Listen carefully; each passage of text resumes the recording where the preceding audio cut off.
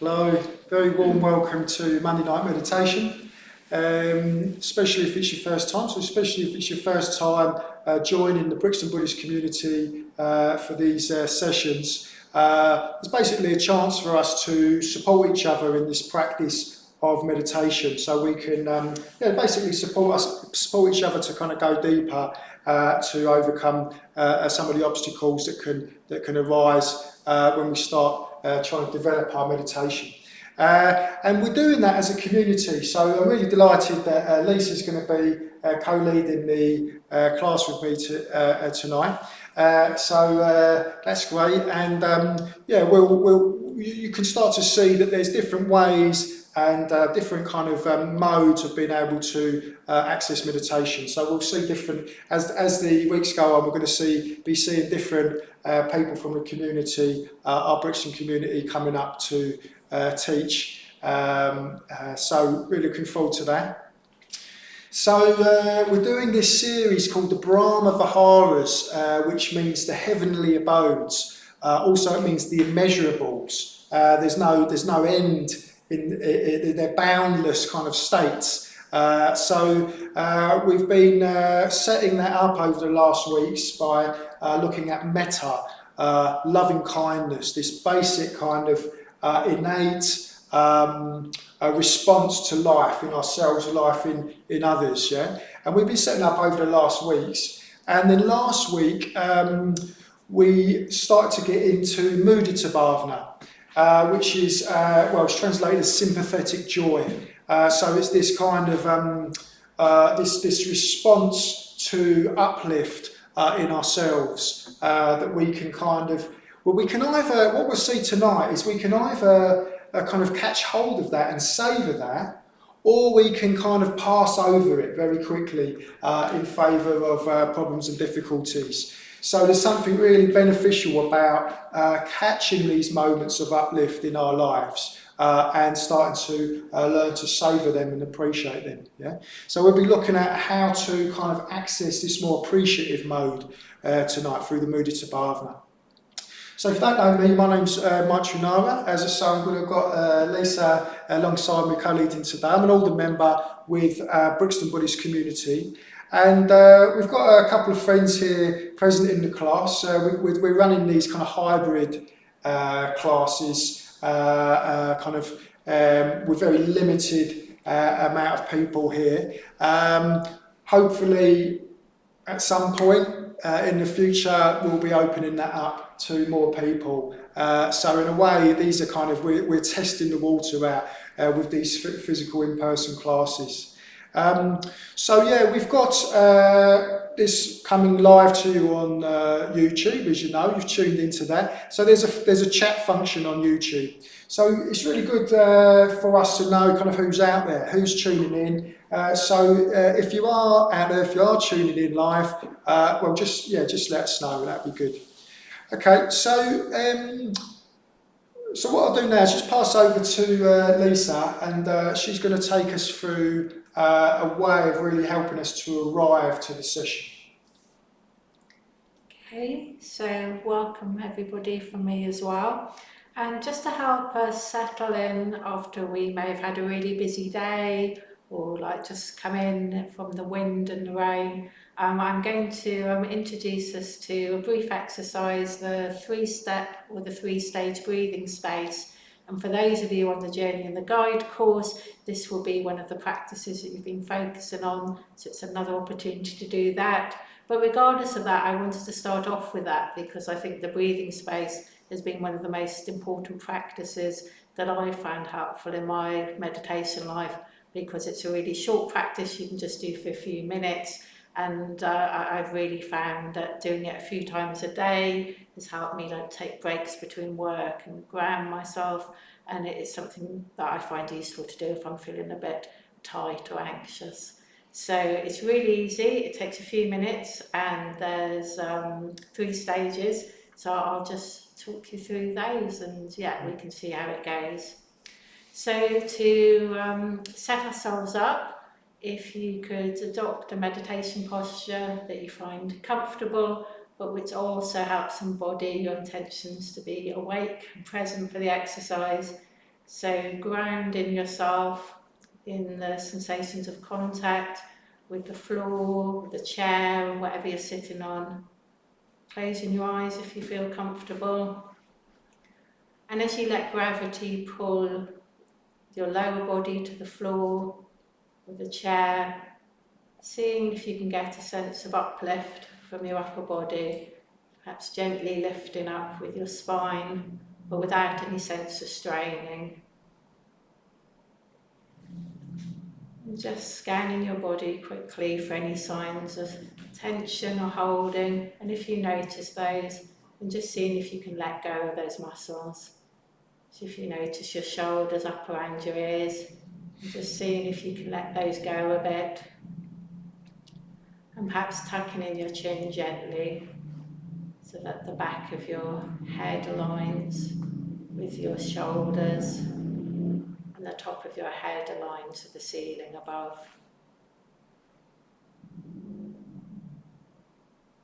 And the first step of the breathing space is simply to become aware of your current experience just as it is in this moment. So just noticing, what is my experience like right now? What thoughts are in my head? And as best we can, seeing any thoughts or images or just as mental events coming and going in and out of our minds. Noticing how we're feeling right now, what emotions are present. And whatever we find here, just seeing if we can fold it within our awareness. Just let it be here right now. And if no emotions show up for us, tuning into the tone of our experience right now. Are we feeling pleasant, unpleasant, or neutral? Neither pleasant or unpleasant.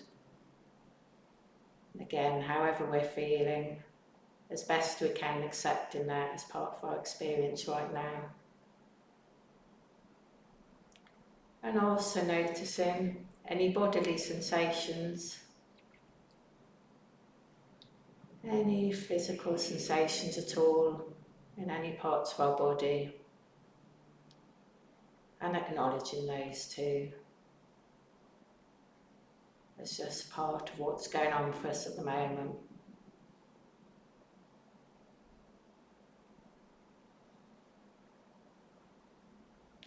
And having tuned into our present experience, moving on to the second stage of the breathing space, gathering our awareness around the experience of breathing. So redirecting our attention now upon the physical sensations of the breath moving in and out of the body. So picking one point in the body where you experience the breath vividly. Could be at the tip of your nose or in your throat, the rise or fall of the chest, or deep down in your abdomen. Noticing how your abdominal wall stretches on the in-breath and gently falls away again on the out-breath.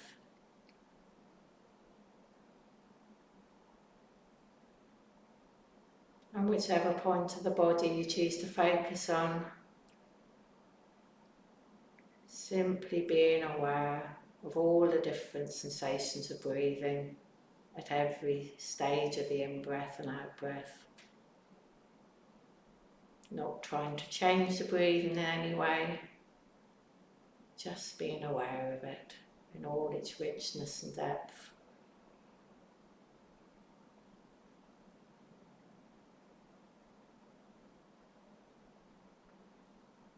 And sooner or later you'll notice that your mind has wandered off, and that's absolutely fine. It's just what happens to all of us when we meditate at times. Our minds will jump around from one thing to another. And when you notice that that's happened, then congratulate yourself on being aware again and gently inviting your awareness back to the sensations of breathing.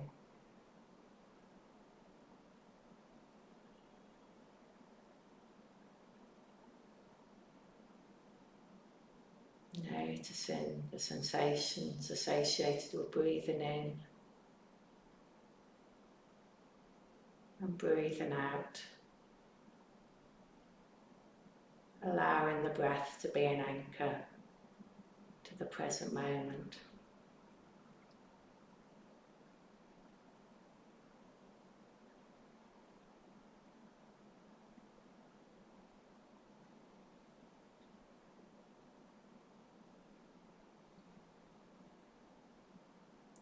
And now, in the third and final stage of the breathing space, expanding your awareness around your breathing so that it includes the whole body. Just zooming out the awareness to take in the whole of the body now, the whole of your sitting posture, all the way from the feet in contact with the floor, right up to your legs and upper body, up to the crown of the head. And as we hold the whole body in this gentle, more spacious awareness, having a sense of the whole body breathing, the breath moving in and out of the whole body.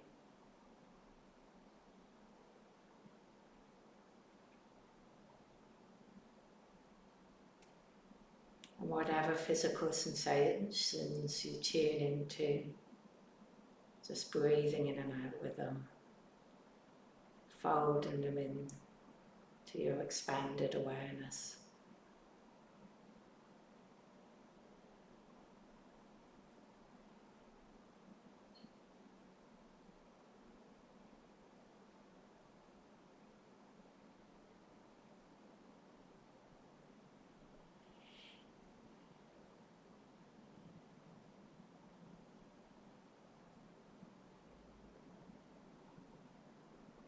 And as we notice the spaciousness of the whole body and the breath moving through the whole body, perhaps forming the intention to take this awareness into the next moments of the class as we draw to an end.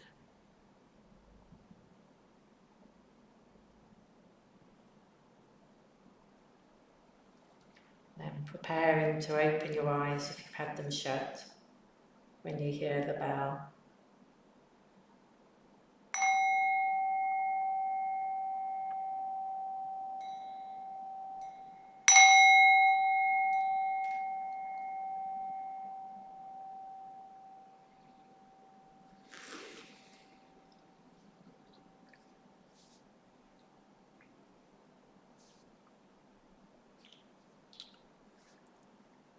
Listen, just going to have a little look at, see whether anybody's been saying hello. Oh yeah, got a few people there. Hi Jill. Jill says it's good to see you co-leading, Lisa. Hi Tom. Hi Joe. And Joe sends you greetings as well, and everyone else who's watching tonight. Another Tom from East Dulwich. Hi Tom. And Joe. Maria Jose. Nice to see you. Nice to have you with us. And GKK. Just moved from Brighton. First time at the Brixton Centre. Looking forward to the class. Great. Okay, very warm welcome. So yeah, if you're tuned in, just send us a. You can just still send us a note, and I can say hello. Okay, so that was really good. I feel more engaged. It's going to be interesting, this talk for me particularly, because I've been struggling with a bit of pain this week, pain in my neck and shoulder. So that's quite, when you have pain, it's quite kind of forefront. It's quite forefront of your experience. So it's going to be quite interesting, this subject for me, because this subject is about how does one appreciate those those emergent qualities or those moments in our life, which we are, in a way, we call the good times. In a way, we call the good times. So it's called the Mudita Bhavana or Sympathetic Joy. And last week, what Charlotte did was she really emphasised the good, kind of dwelling on the good qualities of ourselves and other people. So that kind of creates this kind of uplift. So I'm going to talk a bit more broadly now about the subject. Dwelling on other people and their qualities is a real basis for this, and this is going to be the basis of the meditation. We'll talk a bit more broadly about this subject of sympathetic joy. So metta as the basis for all these Brahma Viharas you could say, is the quality of turning towards our experience, however that is, with kind of curiosity and open-heartedness. Yeah. And I've been using this analogy, this kind of metaphor of dropping into the heart, dropping into the well of the heart. And I like that because it's kind of a bit mysterious, it's a bit dark, you can't quite see what's going on, I imagine, in a well. I've never been down a well, but I'm assuming you don't quite know what's going on. It's a kind of mysterious and slightly otherworldly, so you're going to have to feel your way into it. So in a way, what we've been encouraging people to do is kind of create this kind of receptive quality in their metta, where they're kind of feeling, well, what is kind of going on? What's the quality of my experience now? Yeah. So it's this turning toward. So what are we turning toward is the question. Yeah. There's so much we could turn towards in our experience. There's different strands of our experience. Some of it, it's interesting, isn't it? You know, when someone says, "How are you doing?" You have to make a decision, don't you? You have to make a decision. Do I dwell on the grit? Or do I dwell on what's going well, you know? And it's quite interesting, that kind of decision-making process. So for tonight, I'm going to be encouraging us to respond to that by looking at what's going kind of well, yeah? That strand of our experience, yeah?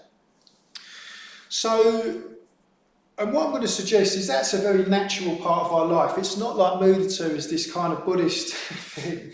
Mudita or sympathetic joy or rising of joy is quite natural. It happens throughout the day. Joy might seem a bit kind of not quite accessible enough, but what I'm talking about is this moments of synergy, moments of uplift, moments where you're just kind of heart opens, yeah? And just someone making a cup of tea. It doesn't have to be something big. Just when I saw Jack was waiting on the street with the equipment today. I picked him up. Something opened up. So, oh, there's Jack. That's nice. You know. Now, so those moments of uplift are there. They're available all day to us. Yeah. And we also notice good qualities in other people as well. We notice. Well, dwelling on Jack for a moment. Jack comes into quite a lot of treatment on these classes. But yeah, this curious, open-ended kind of conversation we had on the way down. Okay, and then I'm starting to feel, oh, this is an exploration. Yeah, this is more of an exploration, this discussion, and less of a kind of assertion of facts or statements. Yeah. So I start to feel like, oh, that's a real quality that Jack brings to this discussion. But what can happen? So what I'm getting at is that these are natural moments of uplift. They're natural moments of uplift. But what can seem to happen very, very easily is they get crowded out. They get crowded out by kind of problems and kind of obligations, feelings that we should be attending to, the difficulties of our lives. Yeah, even that we should be attending to the difficulties of other people. That's somehow more valid, somehow a more useful, somehow a more kind of valuable thing to be doing with our time. So it can feel like problems are more important which might be why when someone asks us how we are, we can often just go into problems, can't we? The problems. But what are we? I suppose the question I'm going to ask is, what are we building our lives towards? What are we doing with our lives? If we're not wanting to build more space for these moments of connection, moments of joy, moments of uplift, moments of recognition of the qualities in ourselves and of other people, what are we addressing these problems for if it isn't to get to these states of more joyful states, if you see what I mean? So it can be an infinite regression that we just feel like we're attending to the problems and we never quite attend to the joy when it happens. So I've been thinking about this as a kind of attitude to life that's kind of forward-leaning, a kind of, you know, when you're kind of with someone and you're walking along with them and they're just walking a bit faster than you, and you're a bit like, dude, like slow down a bit, you know, where you can't quite have a conversation with them because they're kind of leaning into the wall. Do you know what I mean? They're kind of, I just kind of tug on their shoulder, slow down, man, you know. And often they're like, oh, I didn't realise, you know. So there's this kind of leaning forward out of our experience into kind of activity, yeah. So what I'm going to be suggesting is that mudita could be about savouring, this kind of idea or faculty even of savouring what is of pleasure, what is of synergy, what is of joy, what is of opening, what is of connection, and actually kind of valuing that in itself, not as a kind of way station, but in itself. So the Mudita Bhavana is simply recognising that something is going well. Just at the moment, something is going well, either for myself or for my friend, or for these other people in my life, yeah? That there's some strand of their experience or something in them which is going well, yeah? Even if it's covered over with problems at the moment, there's nearly invariably something that we can find in ourselves, in our friends, to kind of rejoice in, yeah? Something that we can rejoice in. So what I'm suggesting is it's a really valuable thing to do. It's not an add-on to our lives. It's a really valuable thing to do, to notice,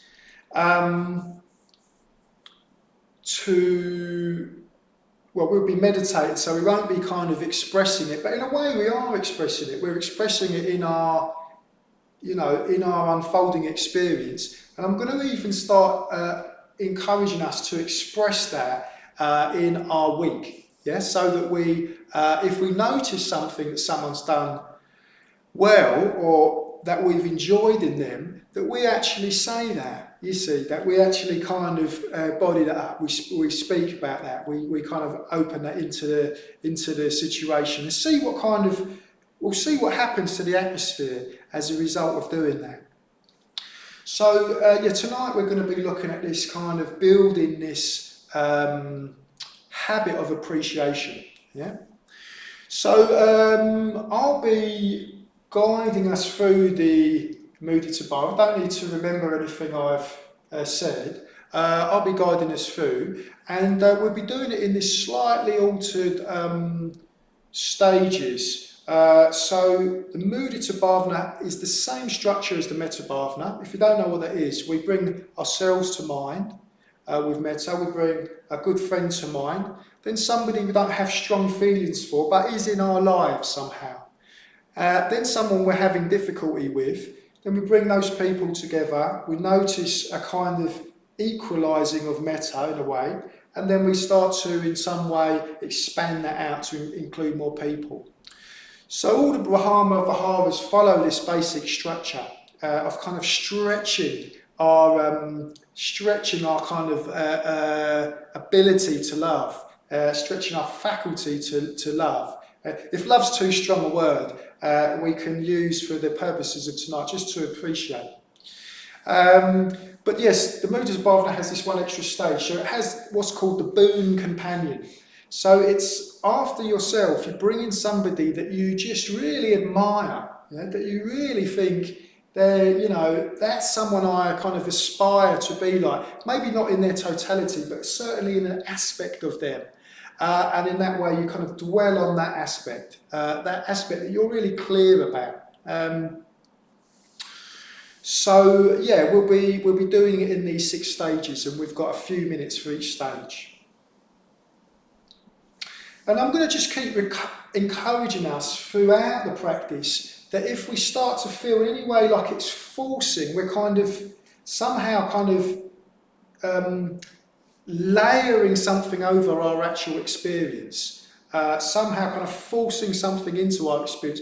I'm going to encourage us to relax and just come back to this basic feeling of sensations in the body and basic kind of appreciation towards this kind of life we can feel in ourselves before re-engaging. Yeah? Okay, and then there'll be a chance for questions afterwards, and hopefully we can get into some questions about how to open this practice up. So if things occur to you through the practice, we can get into that afterwards. Okay. Good. So let's just set ourselves up then now. Just get water.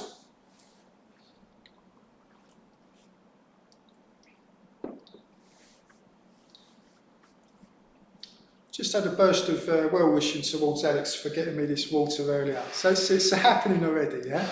It's happening already. Okay, so let's just close our eyes, get into a posture where we can feel embodied. So here we are. We can feel the sensations of our bodies. And we can feel them quite strongly where our bodies contact the ground. That quality of contact brings with it a stronger sensation. So I'm not asking you to do anything with that, just to notice. And you can start to allow your lower body from the pelvis downwards, hips downwards, just to start to relax down into that area of contact.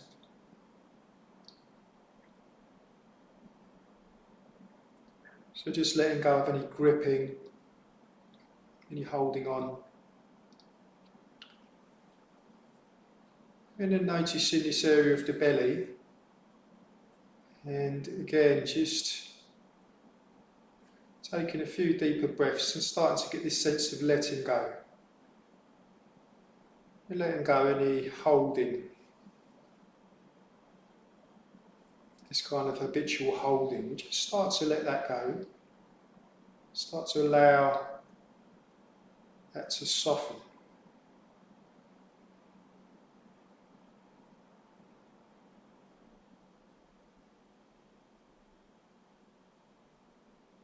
And just feeling our body rising up. Noticing the area of the shoulders. Softening. Around the eyes and forehead.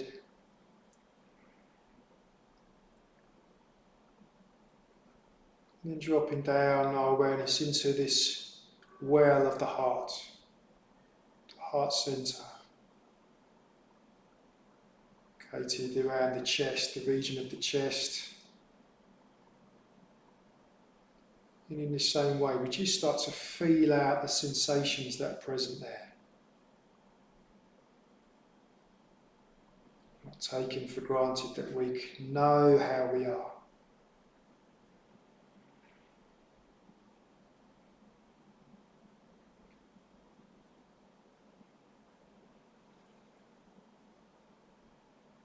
So in this first stage of the Mudita Bhavana, we're just feeling the sensations present.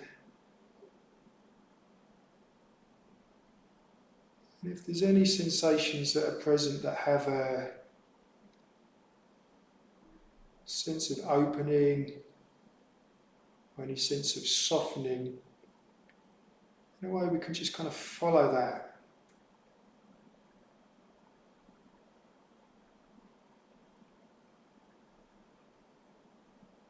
And we can connect with the breath. So if we want to stay connected to the sensations of the body, we can use the breath.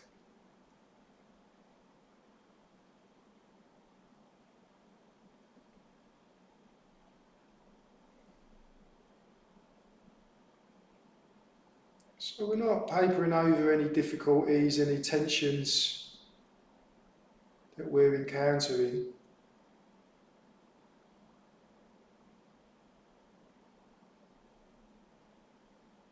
If we're feeling any sense of softening,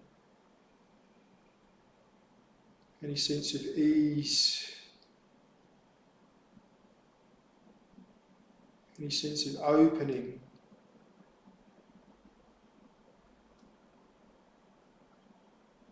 well then we just start to just dwell in that. We don't need to do anything else. We just feel into the sensations of that.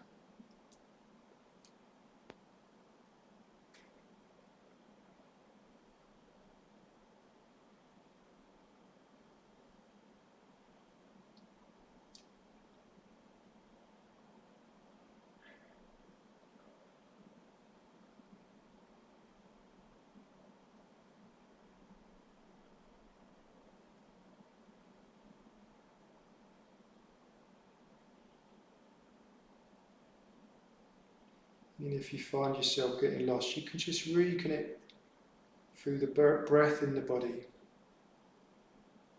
It's ever present, changing.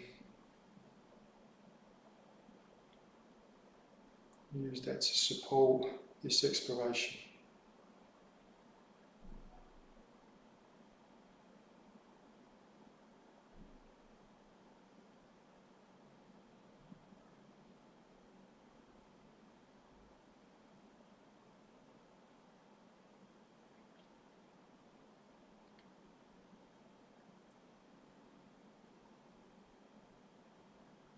So we're going to bring someone to mind now, someone that we really look up to. There's something about this person that we look up to that's very clear to us, that shines very brightly for us.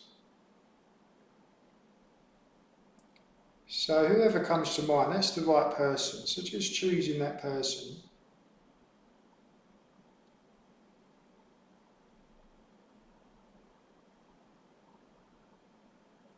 And then just start to dwell on the qualities that shine for you in this person.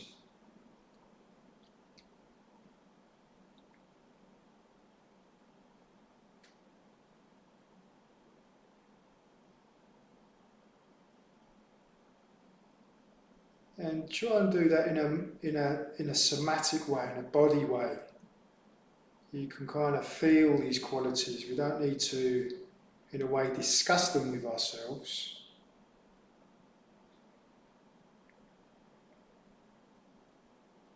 We can feel the effects of noticing the qualities of this person.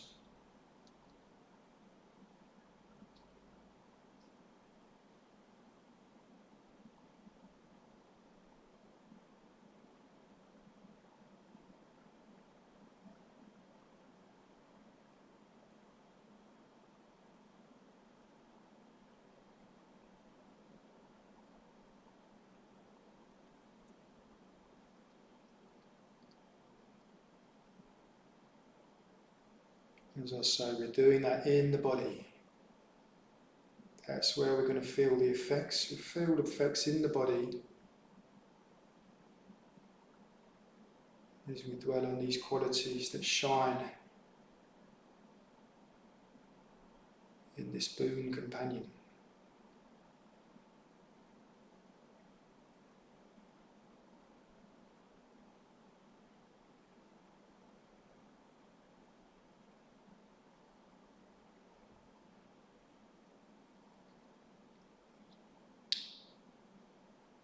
So in a way now, just staying with the body,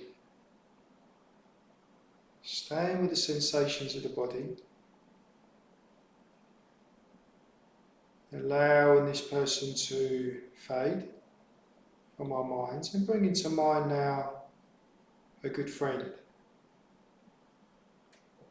someone we know well, someone we're in good relationship with.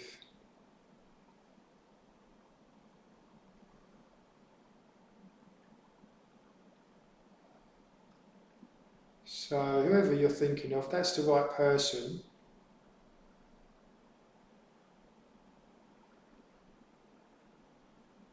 And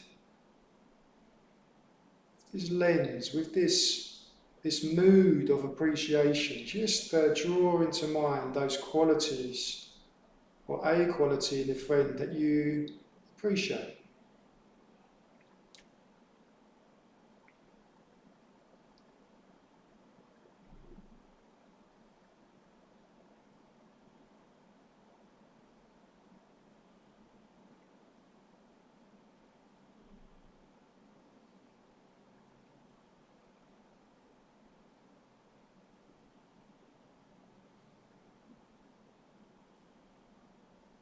And just noticing the effects of appreciating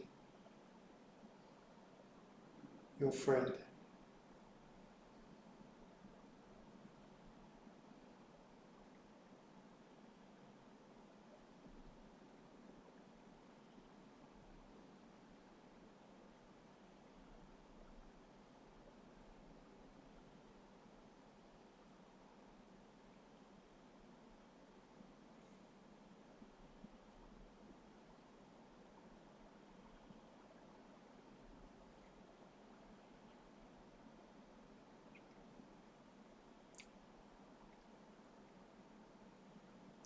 And again, try not to get caught into discursiveness.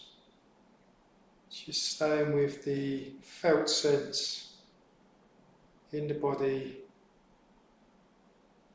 in the heart.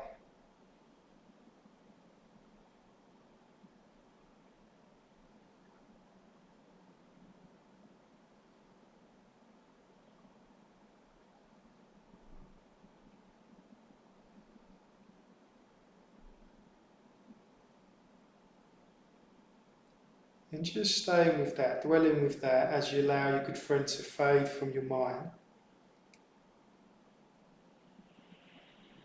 And we're going to bring to mind somebody now, maybe from work or someone you know, a friend of a friend, someone in your life that you don't feel strongly for.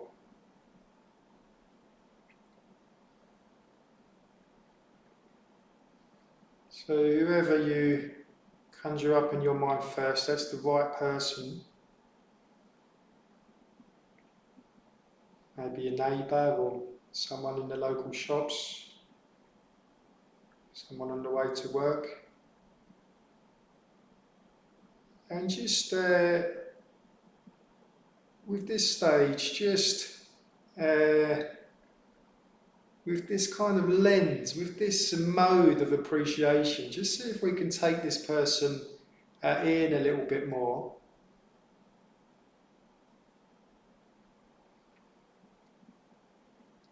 And see if anything comes to mind about them.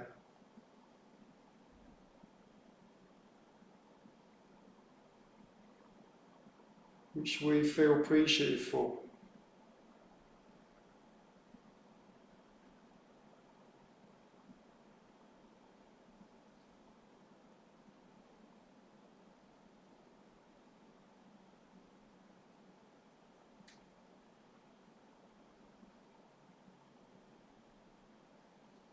So with this stage, it's a bit like looking at a picture in a gallery. You're just kind of staying with it and seeing what emerges. Not rushing past, not having a quick look at the description and rushing past. You're just dwelling with it and see if anything emerges.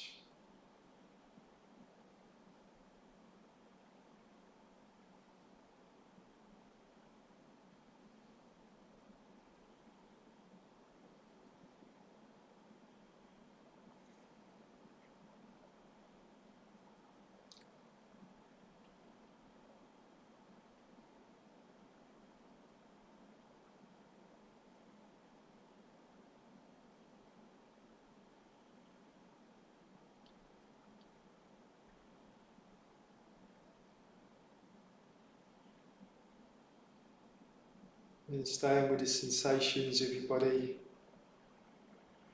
So allow this person to fade from your mind. And bringing into this space of your awareness somebody you're having some difficulty with at the moment.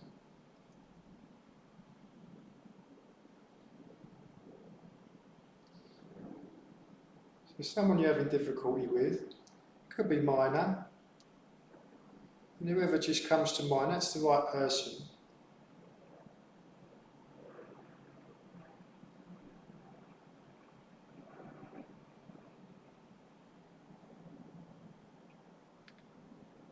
And with this stage, we're going to see if we can just for the time being see past the difficulty, see through to the fact that this person is actually loved by other people. They're loved by their family. Hopefully they're loved by their family and by other friends. They may be appreciated for some qualities at work or in other spheres of their life.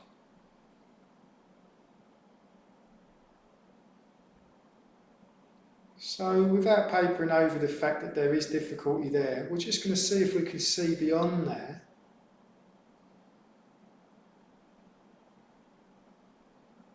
To the other qualities that may be embodied in this person.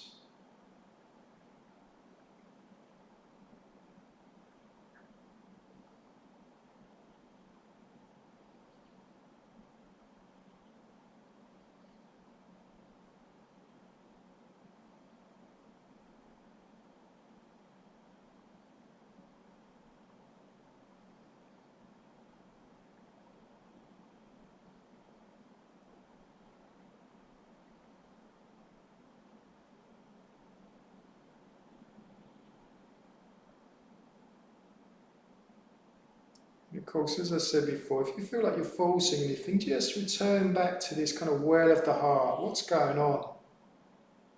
How does it feel? Just stretching out your hands and just feeling what's there.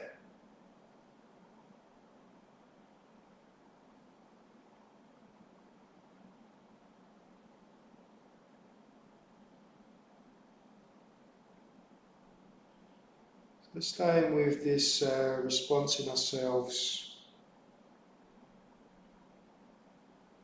we bring to mind now all of those three other people and ourselves.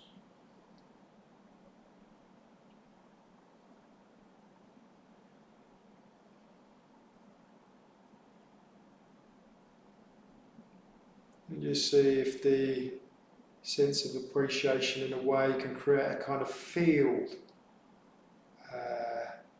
an energetic field, which incorporates all four,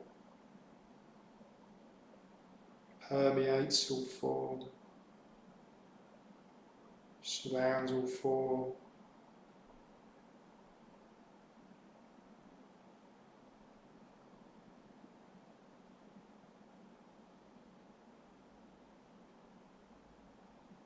And then in your own way, just seeing that each of these people has connections with other people and then with other people, and we can just start to feel our energy moving outwards to include wider and wider circles of people of all types, of all creeds, ethnicities, genders, all ages. Some sick and some in health, living near, living far.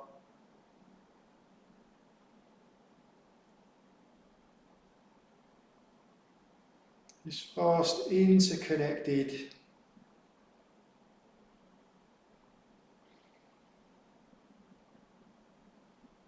humanity.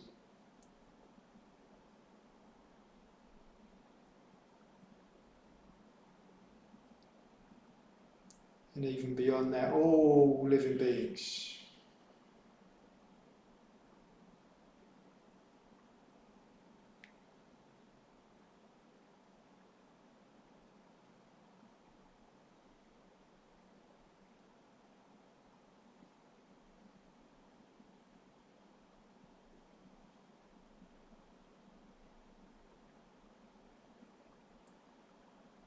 Staying with this sense of expansion, you can just let go any effort at all now that you're making.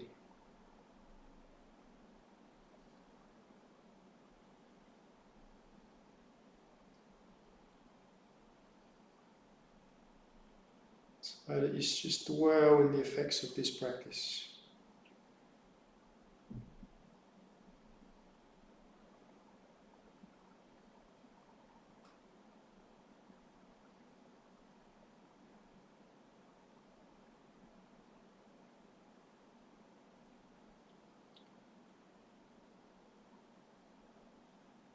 And now, just feeling your body where we started, feeling your body connected with the ground,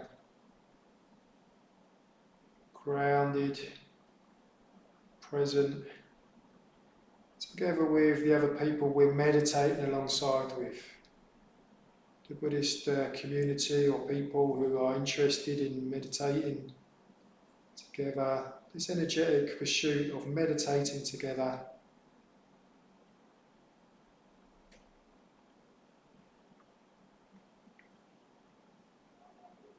And when you're ready, just opening your eyes and coming out of the meditation.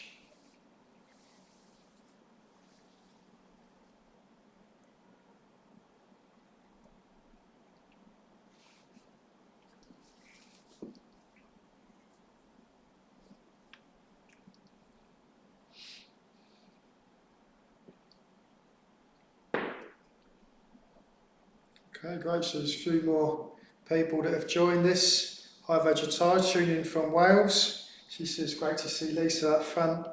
And Ricardo Benitez. Hi Ricardo. He's just joined us a bit late. So. Great. Okay, so we've got another opportunity now to get into any questions, anything, any comments, any questions about that practice that we've just all been doing together.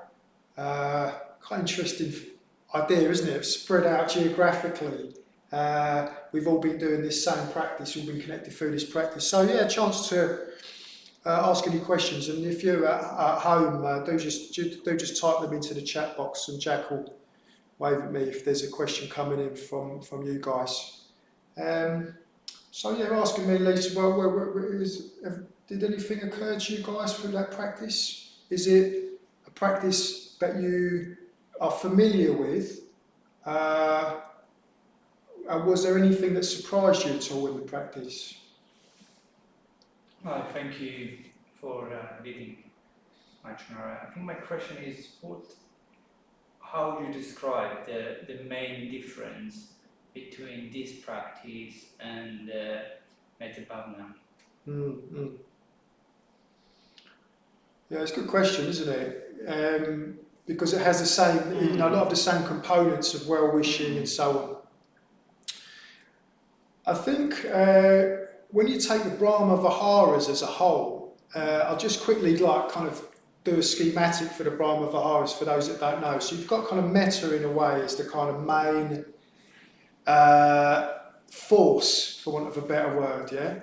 And then when that force meets, which in a way is like, as I've described it, as turning towards your experience, yeah, with curiosity, kind of friendliness, it's like, I sometimes think of it as like the attitude, say you're on a train with a friend, the way you just and you're talking, and the scenery's going by, and you both got your tea, and you just as you tune into one another, you just slightly leaning into each other, you've got that interest, curiosity, and there's this attitude of kind of like openness, yeah.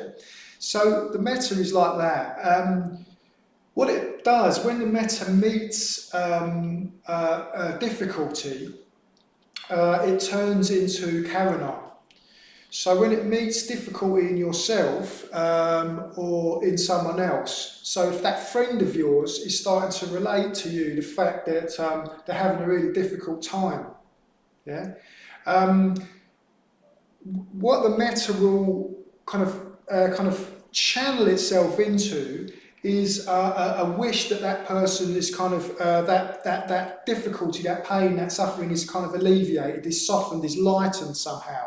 And that might just be through kind of listening, mightn't it? Or just it might be through asking a question or two, or you may even offer up an observation. But it's all with this intention to kind of lift or help this person bear this suffering, isn't it? So that's a kind of channeled, what metta happens with metta is channeled through kind of difficulty, yeah? What happens with the Mudita Bhavana is that we're channeling it through uplift. So something that's going well in our friend, so they start telling us about this relationship that's going really well, or something that's happening at work, or maybe their meditation is starting to really open out, or whatever it is. And if we are kind of involved with metta at that time, we'll kind of lift up with that person, yeah.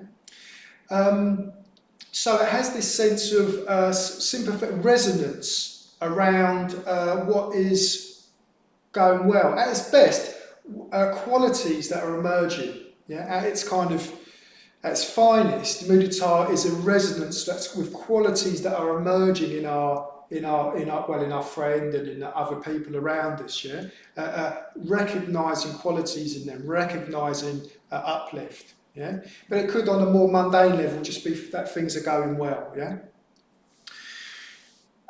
and it's quite interesting. In German, they have this word, the Schadenfreude, don't they? Which is, I think that's the word I'm looking for. Which is to do with this when something's going well for people. This, if you notice, it's slightly embarrassing. It can be slightly humiliating. This first sense of like, oh no, because we are kind of relational beings. So sometimes it can feel like if someone's lifting up, that's like can even be slightly threatening somehow, yeah.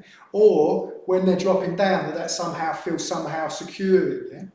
So what this practice does is it kind of relishes that uplift for itself, for its own sake.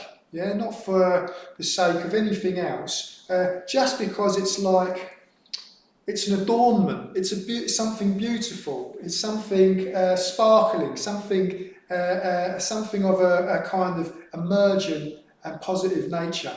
So we're just trying to kind of, in a way, kind of tune into that and get on that frequency and be alongside that, whether that's happening in ourselves or in other people. Yeah, so do you see? It has a slightly different kind of resonance, if you want, vibration at this level. I might leave talking about apeksha till when we start exploring that in a few weeks' time, because that's in a way that's another way of engaging through metta. But I don't know, Alice, did that kind of... Yes, I think thank you. I think that did answer my question. That answers the question, yeah. Okay. Yeah. So I think in short, basically, we kind of, with this practice, we're working with more kind of like a high, kind of like a more kind of pure metta in a way, kind of more kind of leading towards the pure kind of a high vibration, as we put it. Metta. Yeah, I wonder if I would call it pure. I would say that it has a very appreciative quality, whereas this karuna, this kind of this wish for alleviation of suffering, has a kind of resonance at a level of alleviation. This is a resonance at the level of appreciation, of savouring, of enjoyment in a way, yeah. Which may not quite be there when your friend's in difficulty. You may not be kind of enjoying it, but you are engaged in this process of alleviation. So yeah, this mudita has this quality of appreciation or savouring, you know. Yeah, I wonder, like with Karuna, the motivation is for, you know, the suffering to stop, isn't it? It's like your wish for your friend or whoever else is in the practice. Whereas with Mudita, it's almost that you want them to have even more of that, isn't it? Don't know. Yeah, so that's interesting. So it's kind of augmentative. That's Yeah. So you might say that you need to start from Metta Bhavana and then just kind of like expand it and go higher in a way. Yeah. Like extension of Metta Bhavana in a way, Yeah. go higher. You know? Yeah, in a way it's kind of creating a range. Yeah, so say you're a singer, you try to. Well, I'm not a singer. I'm completely talking off the top of my head here, but I'm imagining you try to increase your range where you'd be able to hit kind of top notes, but also kind of deeper notes as well, and be confident in hitting that whole range. So in a way, we're kind of extending our range of metta to kind of, in a way, kind of meet whatever's coming, so that we can really fully respond. In these differing situations. It's like a more detailed, kind of specific practice. Yeah, I would say so, rather than like a general. Yeah. Well, what about, did it feel any different, just out of interest? Did it feel any different from the Metta Bhavana, or did it feel kind of the same? Well, with Metta Bhavana, I always get this like, I feel quite the energy quite a lot. With this one, the same. I mean, I think these are like, I feel even like shaky always when I finish it. Maybe more with this one, as you are saying, it's like, it's like this celebration, isn't it? This sort of, it's very intense, I think. Very, I don't know what else to say. Yeah, that's good. It's good. I don't think there's a lot of space for this in our kind of culture, this kind of resonance, this kind of joyful resonance. You know, I kind of rather like that we can build this space for ourselves in our meditation practice. If we, I think it's an amazing thing to cultivate. I think it's so transformative. It's amazing, yeah, I think so too. Yeah. All right. Good. Thanks, guys. Was there anything from at home? No. All right, I'm going to hand over to you for the next bit, Lisa. Okay, so I'm going to do a couple of things now. So firstly, I wanted to start off with just making our usual dana appeal, and dana simply means generosity. So we're making an appeal for your generosity. And I was really thinking a lot as you were speaking, Maitranara, and as we do the Mudita Bhavana, just in terms of the people who come up for me when I think about the positive qualities that I really appreciate, that shine out and that sparkle and inspire me. Invariably, they're people within our community, and these are the people who, when I'm at home or wherever, that come to mind, and who I rejoice in and who help sort of really show up for me the sort of qualities that I want to develop and connect with people and grow. And it really makes me value that our community that we're in, and that we're trying to grow really, so that we can all connect together more and develop this joy. And really, for our community to grow, we appreciate so much the generosity of everybody that helps with that and donates to us, because that's what enables us to keep going and put on the classes and the courses and retreats, and we're so appreciative of anything anybody can do to help with that. And it's a bit weird because I can't see it, but I believe that Jack might be putting up this dynamometer, pretend it's here, which shows us where we're heading in terms of the amount of donations that we look for in terms of what helps us keep everything going. So our monthly target is £2,000, and so far, and I mean this is great because we're so early on into the month, but so far we have 1,000 and we're some recent donations we'd like to sort of thank is Elena, who's here. Thank you, Elena, and also Oliver as well. And also we'd like to thank people that make monthly donations too, because that really helps us like plan, so we know how much money we've got to work with as well. So, and we now have £865 a month of regular monthly gifts. So thank you everybody, and if you are able to donate, then whatever you're able to give is really appreciated. So thank you. And then the next thing that I wanted to highlight really is another opportunity for us to come together and practice as a community, which is on Wednesday evenings. And we've got the fourth in our series this week of a Buddhist guide to ritual, which is being like sort of led by our friends and amazing teachers, Amma Prispa and Vera Naga, who have each week been doing like a bit of introduction to different elements of Buddhist ritual. And I know myself, when I started coming to classes, I really connected with the meditation. That's something I was really interested in. But if I'm honest, I was a bit freaked out by some of the ritual, and I thought, what is this? I don't really understand what's going on. And over time, I really warmed to that, and now I love it. I love the opportunity to connect with things in a bit more of an imaginative way. But I kind of wished I'd had this course that's on now when I started coming, so I could have found out a bit more about what's happening. So it's the grand finale of the 4-part series this week, so don't miss it, or you'll forever remember, think about, what happened, what didn't I get? And it's focusing on the sevenfold puja this week, which is our most popular, that sort of ritual that we do together as a community. And if you haven't come to any of the others so far, come to this one, because it's standalone, and again, you'll get to learn about one of our rituals. And in fact, we've got coming up at the end of the month, a special festival day, and where some of our community are going to make a commitment to go a bit deeper in their practice, and we'll be doing the sevenfold puja as part of that. So it's a really good introduction to find out more about it. And that's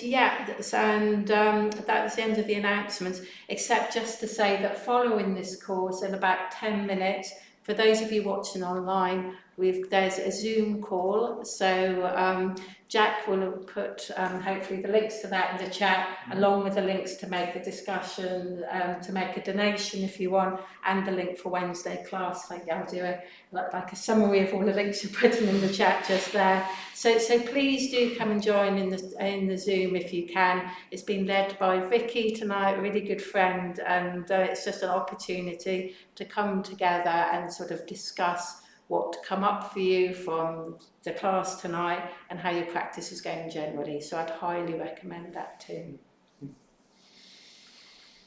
Good, thanks Lisa. Thanks guys for coming and being a class tonight, physical in-person class. So lovely to be back in a class situation, albeit very limited numbers. The atmosphere is what I really miss. That's what I really miss. Thank you, Jack, for, as ever, being a stalwart on the turret. So, and thanks everyone at home for your kind of energy in a way. Strange, it definitely does kind of expand the circle of the meditation. I really feel this sense of meditating with other people. So thanks very much for being a part of that. Like Lisa said, if you can make it, you might want to try the Zoom call a bit later on.